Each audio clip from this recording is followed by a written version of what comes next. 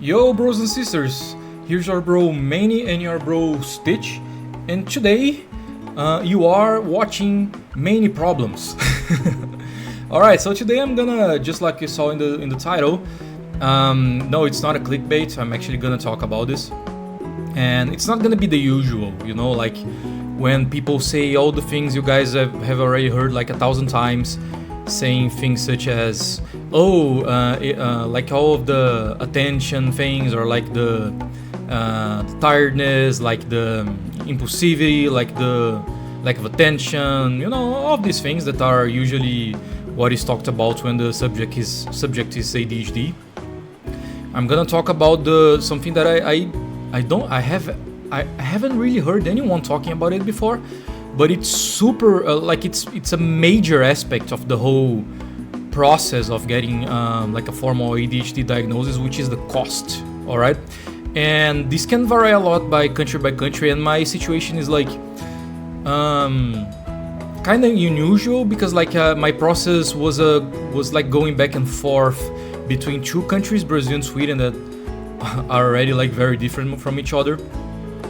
But it's something that makes me really very pissed off when like people that don't have ADHD, like they feel entitled to say things such as like when they get late for something, or like when they do something bad or something, they're like, oh, it's just a little bit of my ADHD, or like, oh, I have just some ADHD. Like it really gets on my gears when people say that, because man, it's a hell of a process, like for you to get a formal ADHD diagnosis. It's not only super tiresome to get an ADHD diagnosis, but it's also expensive AF. And today I'm gonna talk a little bit about how expensive it is and how was the process in total. So when I first suspected I had ADHD, I had no idea how the whole process worked. So the first thing I did was to book a psychologist appointment, like just a regular one. Like I didn't know you had to go like to a specialized one. I just went to any psychologist, and then that alone costed me, I'll try to convert to dollars later on, but I remember the prices as I paid both in Brazilian reais or in Swedish crowns, kronor. So I will convert each to dollars somewhere here, so you guys can have an idea of how much it costed. So the first appointment with the psychologist cost me 90 reais, and then basically I got in the consultation with her, and I told her that I suspected that I had ADHD. I told a little bit of my symptoms, of the how it was impacting my life and everything, and then she did a very comprehensive test with me, like for a psychology session. It took like the session was supposed to take like just an hour, but like it was well over an hour. Like I think we stood there doing this test for like 1.5 hours or like 2 hours, but yeah, it was between 1.5 and 2 hours in total. I don't really remember what the test was called, but I think it was called DIVA, DIVA.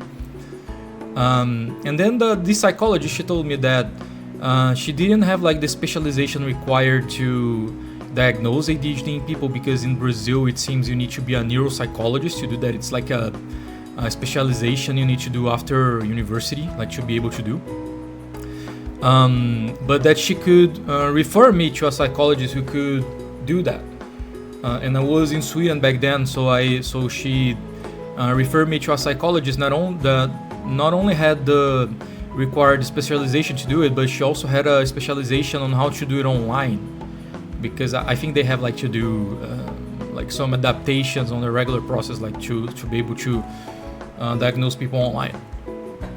So I went to this psychologist, and then she told me how much it costed and how the process would be, and the cost alone would have been 2,700 reais, and it would take about 2 months between start to the moment I would have the report in my hands.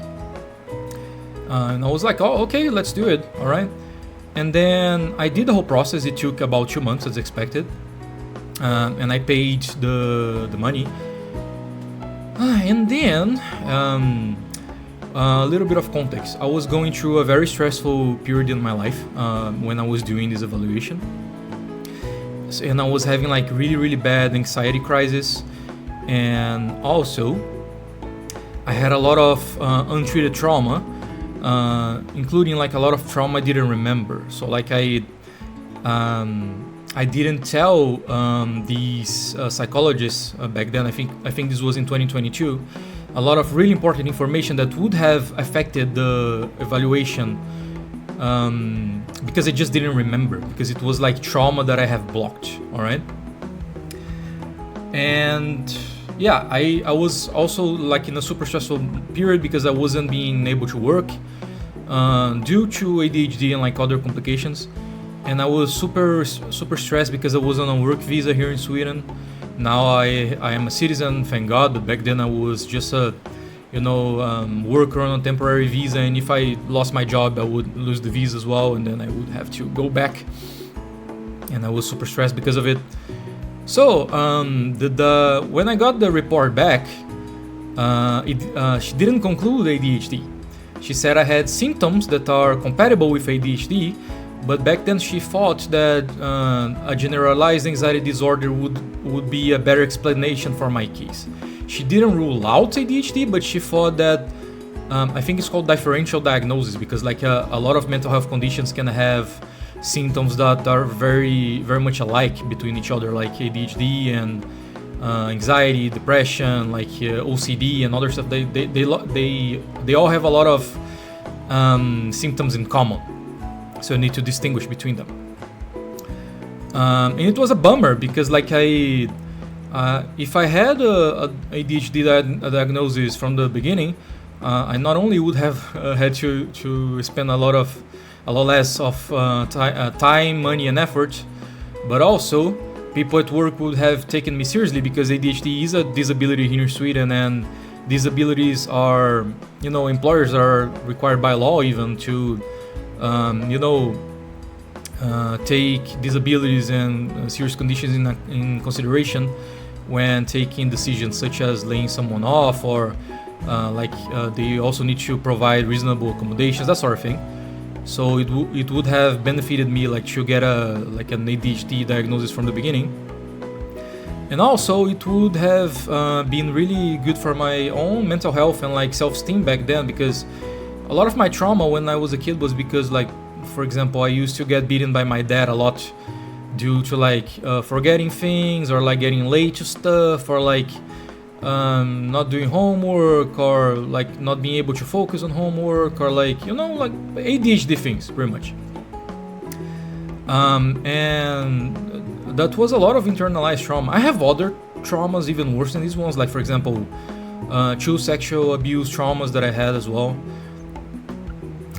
But I also had a lot of these traumas, and like I internalized a lot of guilt for getting beaten for these things. And if I had an ADHD diagnosis, it would be a relief, because I would be like, oh, so these things weren't my fault. It was child abuse. It wasn't my fault. It would have been child abuse anyway, but like when you internalize a lot of guilt, you don't really think about that. You just think you are the problem. But anyway, I got out of that process with generalized anxiety disorder psychologist report, which people at work didn't take seriously. They were like, oh, it's just anxiety. So I got fired. That was funny. That was funny back then. But then I trusted it, because I was like, I hired a pretty good health professional to handle my case. I did the best I could. There was also other thing that that probably changed the outcomes substantially, which was the fact that my parents weren't present, in the process. Not only because they live in Sweden and they are still in Brazil, but also because, like I said, I have suffered a lot of trauma when I was a kid. and I wasn't willing to involve them in the process because it would mean having contact with them, and I just wasn't ready for that. Like I wasn't in a mental state good enough for that to happen. So yeah. So I trust the process. I was like, yeah, I did the best I could. I hired a pretty good health professional, so I'm just gonna trust their judgment, you know? So she referred me to a psychiatrist, to a clinical psychologist, so I could do therapy. And then I did that, you know? I then spent the 2 next years doing therapy, and also taking medication for the anxiety. And then thank God I managed to find other jobs and stuff, so I could still maintain my status in Sweden and everything, so it was fine. I didn't have to go back to Brazil. But one day, I was under some pressure, to deliver some stuff at work, and the ADHD symptoms were raging, and I wasn't able to work pretty much, and I got really frustrated. I was really pissed off with this whole situation. I was like, bro, there's no way this is just anxiety. No way. Because I spent 2 years of my life trusting the judgment, trusting the process, done everything they told me to do, and the anxiety got much better. Much better. I literally don't have... I think I should have more anxiety, really, because really, my life could be literally in life. My life could be literally on fire. It is on fire, actually, not literally, but my life is on fire, and I don't worry at all. I have zero anxiety, and I think that's not good either. You know, the human being needs to have a little bit of anxiety to take action, to do stuff. But anyway, back then I had some vouchers in a on a telehealth platform that I could have appointments with doctors, with psychiatrists, and that kind of stuff. So I used one of these vouchers because I was really frustrated, to book an appointment with a psychiatrist. And I told him the whole story I just told you guys, and was like, yeah, I got this report concluding on generalized anxiety disorder, even though I had symptoms that are coherent with ADHD as well. But I have been treating my anxiety for 2 years. My anxious symptoms have gone completely into remission, and that means that I don't have anxiety anymore. But the attention and the hyperactivity of these symptoms, they still persist. So there's no way that anxiety alone can explain this. And then I had about a 1 hour consultation with this psychiatrist. It was a Brazilian psychiatrist. This was a Brazilian telehealth platform. And then so just so I can update the costs, these would have costed me 600 reais as well. So I'm gonna leave all the costs in here, make a real-time calculation when I edit the video, so don't worry about it. And then I got a doctor's report, and he was even gracious enough to write it in English, so I could use it here in Sweden. Also, he even gave me a prescription that was valid only in Brazil, also in English, to serve as... he knew it wouldn't, be worth anything here in Sweden, but he did it anyway, just so it would serve as more supporting documentation, so I could build my case, and I'm gonna get there. Let me just think. Sorry, ADHD's made me forget what I was saying.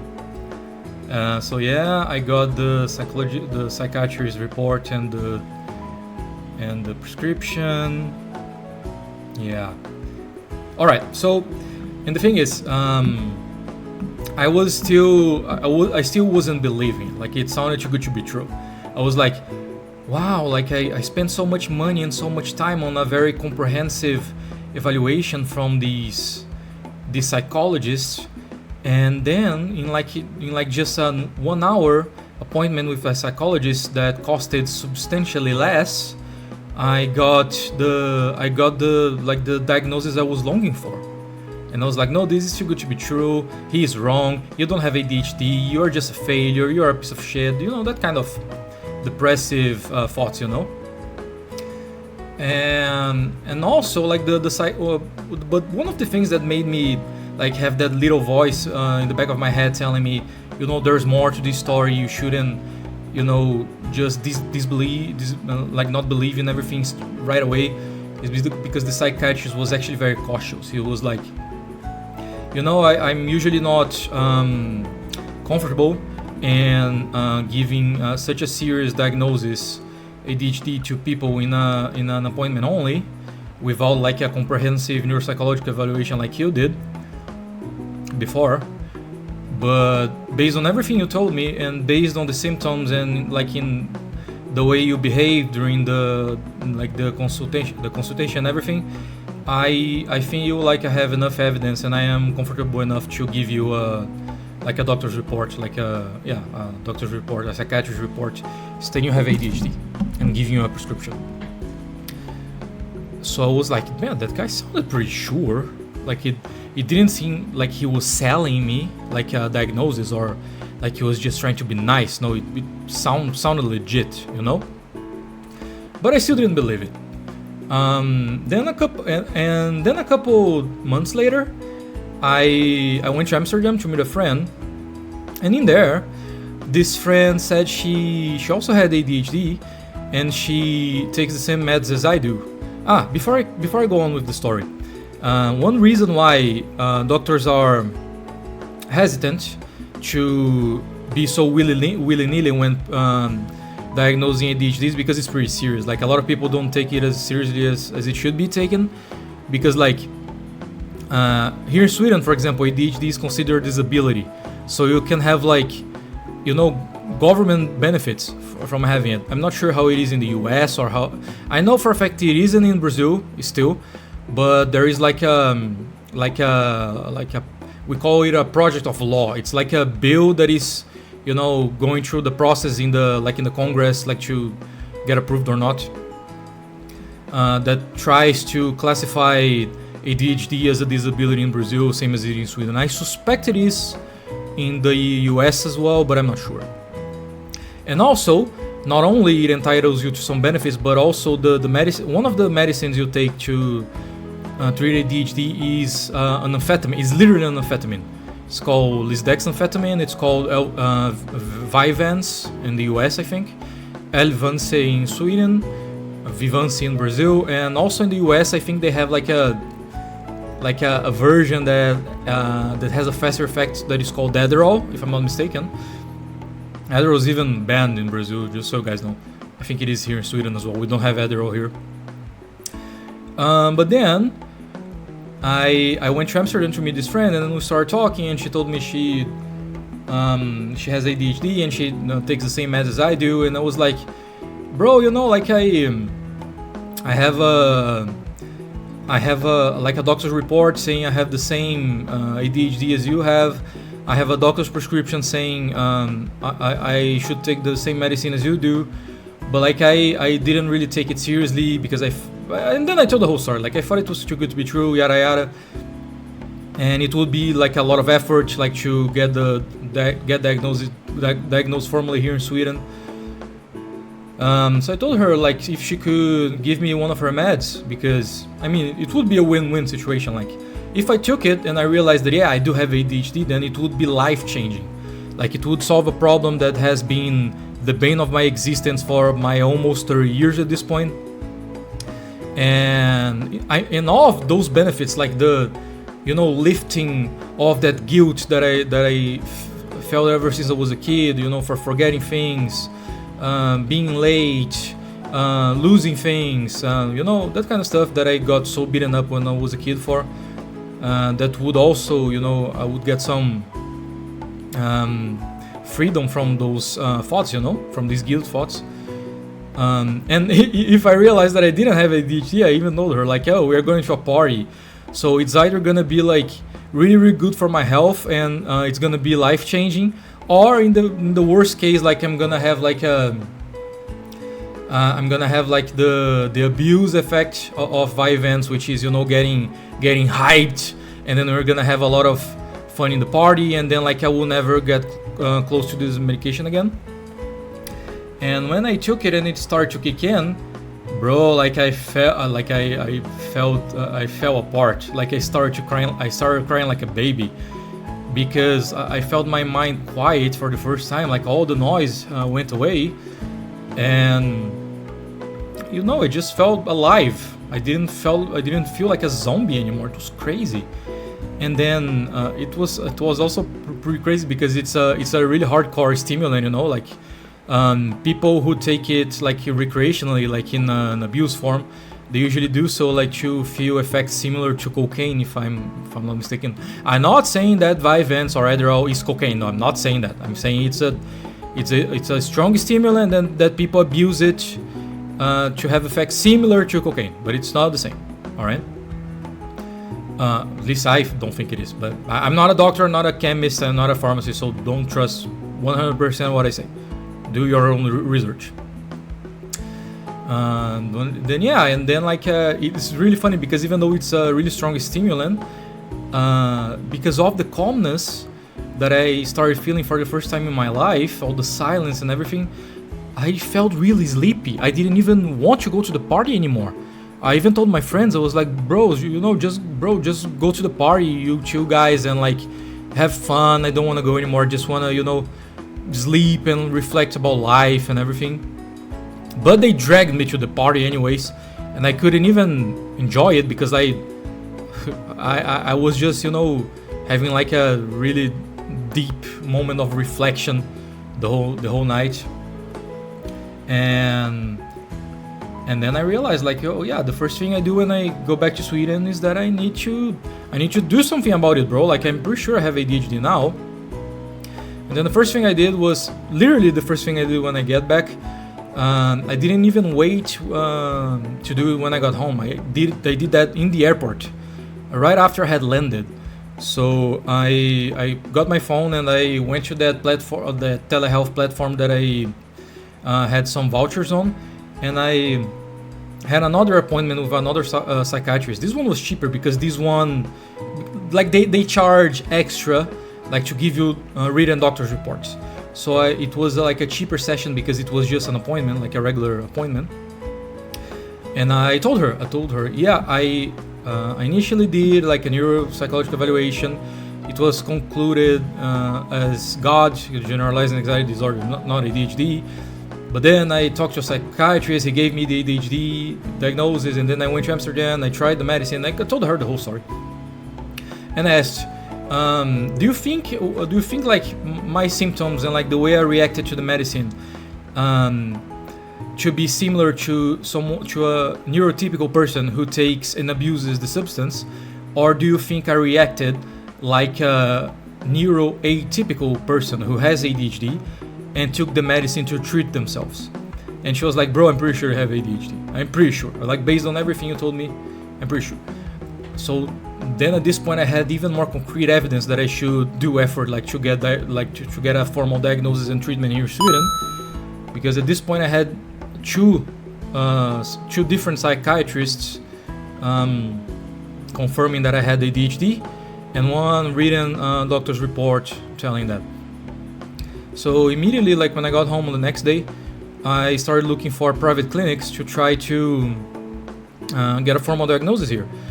But the thing is, in Sweden it costs like $3,000, even more. I think like $3,500, maybe more. I don't know, maybe more, for you to do this neuropsychological evaluation, like to get the formal diagnosis here. But I figured that I already had a neuropsychological evaluation done, and although it didn't conclude ADHD, it went into a lot of detail about my symptoms that are ADHD-like symptoms, and the fact that she didn't rule out ADHD. She didn't say he doesn't have ADHD. She said, I think his symptoms are better explained by generalized anxiety disorder than ADHD at this moment, but it can be reevaluated after treatment for the anxiety. So that's what I did. I had a pretty good paper record of like an initial neuropsychological evaluation, then like a doctor's report, and then another psychiatrist saying that I had ADHD. And then I brought all of these to one private clinic because I didn't want to pay like $3,000-4,000 to do the whole process from scratch, in Sweden. And I was hoping they would accept the documentation, like the evidence I had as enough, and give me a diagnosis. The first clinic declined; they didn't accept. They were like very adamant. They said, "No, you need to do the whole process here again." But then the second clinic I went to, they did accept the documents, and they were, yeah, I think this is documentation enough for like to suggest strongly that you have ADHD, and we are willing to book an appointment for you with our psychiatrist here so he can have the final decision. So then I had an initial appointment with a psychologist that I don't really remember how much it costed, but I'm gonna check and place here. I also had the cost of the other clinic as well, so I'm gonna add that here as well. Then I had to pay about 2,000 crowns. I'm gonna double check just in case as well, to meet their psychiatrist. And then bam, then I got the formal diagnosis in Sweden. So I don't really know what's the net worth total so far. Like I'm gonna like put it here somewhere. But at this point only, I had spent a lot of money already on this. But it's not over, because like about some months after that, I had like a pretty strong burnout crisis at work. Not because work was abusive or stressful. Like I was in a really good workplace, to be honest. Like the work was, regular work. All my teammates were super cool. My bosses were super cool. Like I have nothing to complain about them. But I had a lot of other stressful stuff going on in my life at the same time. So I had a pretty intense burnout syndrome. I spent like a week rotting in bed. I didn't even have the energy to pick up my phone and like send them a message to tell them what was going on. And then one week after, like my bosses called me, and then I started crying on the phone. And then I had a meeting with my boss, and my boss was awesome. My boss was awesome. Like he was like, yeah, man, I feel like you should take it easy and look into a long-term solution for this problem so it doesn't happen again, and you can have like a healthier work life, So he and the company actually even paid for some private doctor's visits, so I could start the process. And I'm not gonna include these in the total amount I spent on my ADHD, because this burnout syndrome wasn't ADHD only. There were other things as well, mainly the burnout. And then I thought it would be a good idea to do another neuropsychological evaluation, but this time making the effort to include my parents in the process, like to be interviewed, and also to tell the psychologist like all the trauma I now have remembered at this point, because at this point I had done like 2 years of therapy, so I had already dealt with a lot of trauma. I already knew a lot of things that I didn't know back in the first neuropsychological evaluation, and I decided to do it in Brazil again, because like 2,000 reais compared to 20,000 reais, that would be the equivalent if I did the neuropsychological evaluation here in Sweden instead. I mean, it was a easy choice, So I did another one online as well. This time I told her a lot of information. I had my parents involved in interview, and they actually confirmed that I had ADHD symptoms ever since I was a kid, which is like one of the pillars for getting an ADHD diagnosis. This is like one of the things you need to have. Like you need to have symptoms ever since you was a kid, like for you to have a ADHD diagnosis, according to the DSM-5, which is the manual for diagnosing mental health issues. All right. I also had a lot of IQ tests done and that sort of thing. And turns out this neuropsychological evaluation was very comprehensive, and it diagnosed a lot of other things besides the ADHD. So I had severe ADHD, I have moderate PTSD, which was a surprise. Like I had no idea I had PTSD, but it shed a lot of light on like many things that happened and still happen in my life. A lot of ways I react to some things. I'm not gonna get into a lot of details about it. I can make another video about it specifically some other time. I'm gonna focus on the ADHD part here. I also got a diagnosis of severe depression, which was no surprise at all. I also had the formal burnout syndrome, which I think they call occupational exhaustion as well. And then the thing that was the most surprising to me so far was the diagnosis of high IQ and giftedness, which in Brazil it's called high abilities / giftedness. And that was actually very enlightening to me, because like one of the things the psychologist did during the process was that I had a lot of executive problems, like problems functioning in society, working, maintaining relationships, that sort of thing, because of the mental health issues that I have. But at the same time, my giftedness kind of compensated for the other things and still made me functional enough like to build a career and like to maintain healthy relationships with people, like friendships and love relationships, all that sort of stuff. So it was like a buff and a debuff at the same time, like if it makes sense. And it explained the whole cycles of my life of being super productive for some time and then burning out, and then being zero productive and have people complaining at me at work, and like ignoring messages from my friends and from my partners, and like having it was always like this, like it was almost like bipolar, like something bipolar, like sometimes I am doing really good, sometimes I'm doing really bad, but it was not bipolar. It was all the other things I told you guys. And that adds to the sum 2,100 reais, which is cheaper than the first neuropsychological evaluation that I have done.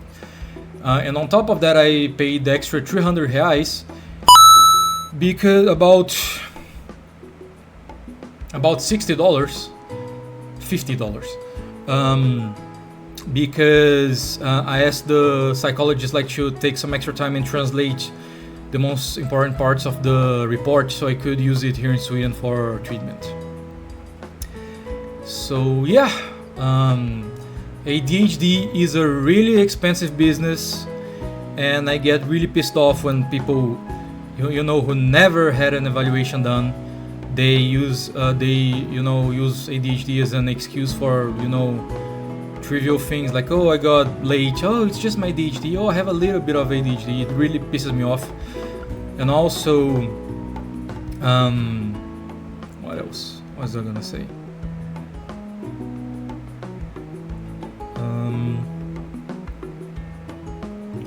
Yeah, or when like people don't take you seriously, like because ADHD has become like a joke at this point, like it's one of these things that are trendy nowadays, like everyone kind of banalizes ADHD, and like people don't take it as seriously as it should be taken. Like my ADHD, for example, is very severe. It's written in my report that it's severe, that it makes my life really, really hard. It's literally a disability in Sweden, and it sucks. Like when people don't take it as seriously as it should be taken. Like for example, you always take like someone who is in a wheelchair seriously, But like when you have ADHD, people treat you as a joke, like it's nothing, And it is a big deal. It really fucking sucks. I wish I didn't have this. But yeah, this was, and yeah, and one of the reasons why I get so pissed off when people don't take ADHD seriously is because not only how much it affects my life, but also how freaking expensive and tiresome it is to get a diagnosis. It's not trivial. You can do it in a day, and it's really freaking hard. and it's super expensive, and people don't take it seriously. I don't understand why. I do hope people are gonna start taking this seriously, because it really sucks, like, to be affected this much, to have so much problems in my life because of it, to have spent so much money on it, and to have spent so much effort on it, and still being treated as a joke. But yeah, thank you guys so much for sticking with me all this time. I hope you didn't mind my rant about this whole situation. And yeah, this is how much money I spent on my whole process until I finally could go full circle with my ADHD diagnosis. And I really lost count. I have no idea what the total is, but it's here. When I edit the video, I'm gonna calculate the total, and it's gonna be here. All right, guys, thank you so much. And if you like this content, if you want me to make more content like this, yeah, feel free to subscribe and to leave a comment and to leave a like. And yeah, see you later. Peace out, bros.